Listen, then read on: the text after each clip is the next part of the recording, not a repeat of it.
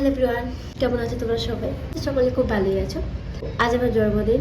Normal দিনের মতন আজকের দিন আমার চলে যাচ্ছে। ভাবলাম তোমাদের সাথে ছোটো করে শেয়ার করি। ক্যামেরাটা অন করেছি, তোমার সাথে যা যা হয় তোমাদের সাথে সেটা শেয়ার করবো।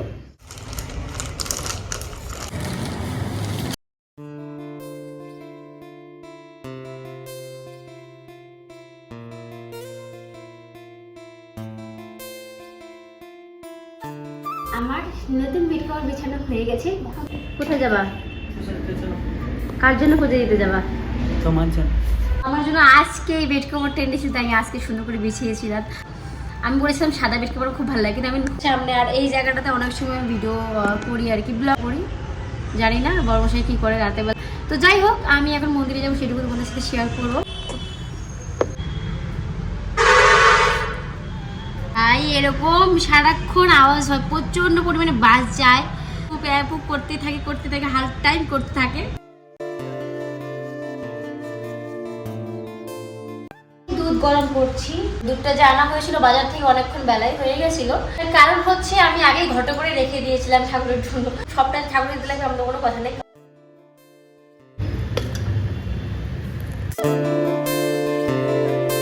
এখন মন্দিরে যাওয়ার কথা ছিল বড়মশাই, তো ওনার দেরি হয়ে গেছিল বলে আমি আর এখন যাচ্ছি শাড়িটা পরে। আমাদের রুমের পাশে যে মন্দিরটা আছে, তো সেখানে আমি যাবো। এই তো বড়মশাই নেই আর আমি একাই যাচ্ছি। এখন ঢালতে যাচ্ছি বাবার মাথায়।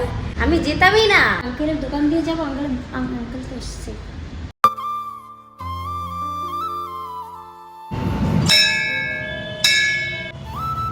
আমি ভগবানের কাছে এইটুকুই চাইবো যে আমার খারাপ চাওয়ার মতন মানুষের অভাব নেই, তবে চাইবো তারা যেন খুব ভালো থাকে। আমার ভালো দরকার নেই, আমি চাই আমার বর যেন সবসময় ভালো থাকে। আর জানো তো, এই মধ্যে যেন সারা রাত সারা দিন 24 ঘন্টা গেট খোলা থাকে এবং মন্দিরে লোক থাকে সারা রাত। মন্দিরে না সবসময় লোক থাকে, রাতের 2টা 3টা যতই বাজে তখনও ঘন্টি বাজে।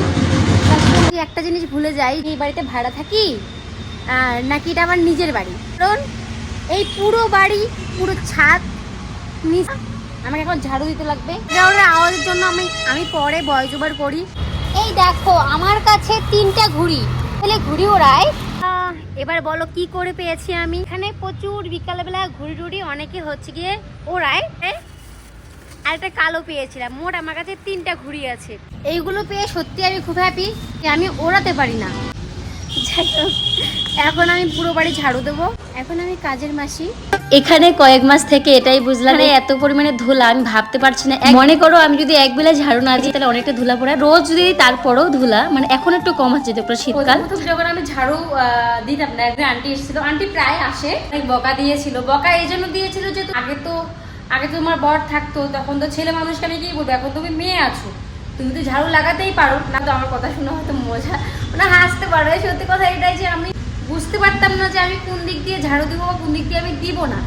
আন্টিকে নিয়ে বেশি কথা বলবো না, আন্টি আমার ভিডিওগুলো দেখে পরে আমাকে বলতেও পারে। যাই হোক, এখন পুরোটা ঝাড়ু দিব।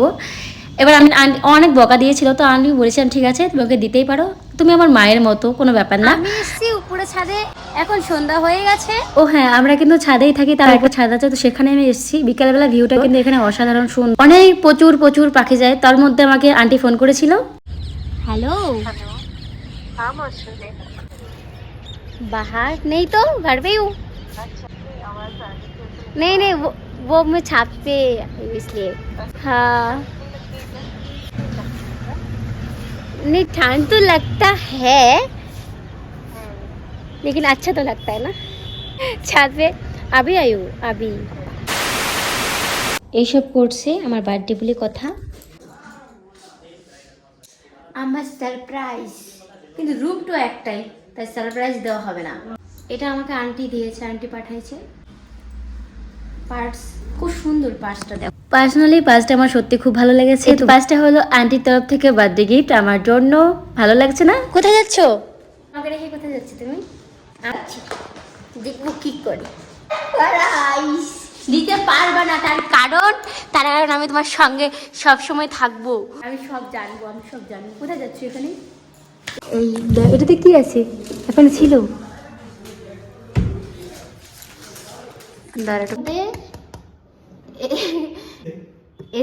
ফ্রিজ, এটা দেখি তো। এই দেখো, যে আমার জন্য এটা রাখছে। সকালবেলা আনছে, কারণ এত রাত্রে তো পাওয়া যাবে না, এখন প্রায় 11টা বাজে।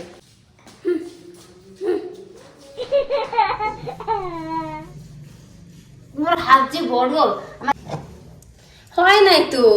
প্রথমে বলছি তুমি কোথায় চুরি পরবো কি পরবো না? পরে তো হ্যাঁ পরবা তো চুরি ম্যাচিং হইতে লাগবে তো, আমি খালি পরে থাকবো, কি আশ্চর্য বিষয়। বলছি ঝুমকা ওটা পরো। এটা হ্যাঁ ওইটা ভালো লাগতেছে। আমি রেডি। এটা আজকে আমার হ্যাপি বার্থডে, বুড়া গাদির হ্যাপি বার্থডে। তো তুমি আমাকে কি আর কি আনছো ওগুলো দাও না, না আরো উপরে দাও। ভাই রে ভাই, কেমন হুক দেয় নাই?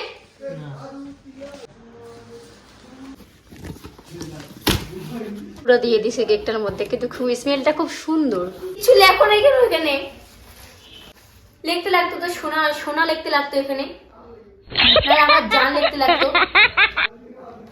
কিছু লিখলাম না কেন তুমি এখানে? ফ্ল্যাশে তাই মানুষ বলবে যে কোনো ইসে নেই, কোনো ভালোবাসাই নেই। আকাশের জন্য দেখা ওকে, ওদের দিকে আসো, টুলটা নিয়ে দিকে আসো। ওখানে কোথায় গেছো? Happy birthday, happy birthday to you, happy birthday to you sister. এই ছিল আমার ব্লগ, আর এই ছিল আমার বার্থডে ব্লগ।